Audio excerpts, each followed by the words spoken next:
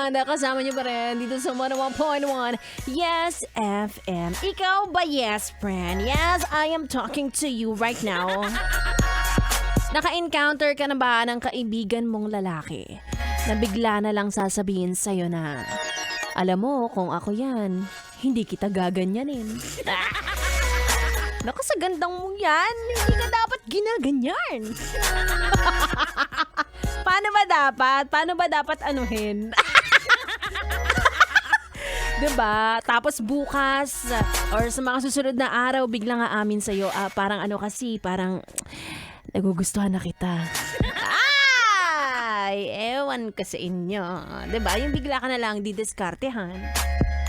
Sa lahat ng sikretong sinabi ko all this time, akala ko tama ako. Akala ko as a friend, yung mga advice mo na, sige na, hiwalayan mo na. Yung pala, nag-aabang ka! Sige na nga! Bumigay din pala. Charot lang, no? Para sa mga ganyan gumalaw, ganyan dumiskarte, huwag kayong ganyan. Oo, may mga kilala naman akong abangers. O, diba? Yun ang tawag sa inyo eh. Na walang ginagawa, walang action. Like, literal na nag-aabang lang sa waiting shed. Iba, nananalangin na mapunta siya sa'yo. Ganda!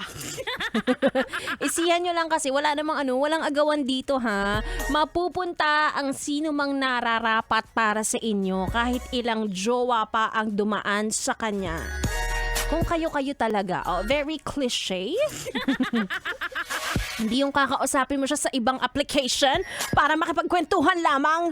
Huwag ganon. Ang effort niya naman masyado. Diba? Yung kapag kayong dalawa lang, grabe ka mag-alala sa kanya. Kulang na lang, ihele mo. Antayin mo na lang, magbe-break din naman sila. Sabay tayong manalangin. Charot lang! Kaya mo na, may larating din para sa'yo. Naka-duty pa kasi ako eh. Pero antayin mo na ako. Yes, friend. Dahil hanggang last 12 tayo magchichikahan at sa aking pagbabalik, makakasama ko na ang bibi nyo off-air. Bibi ko naman on-air, B-boy, Bibo. Kaya naman tuloy-tuloy ang ating tugtugan dito lang sa 101.1 Yes FM.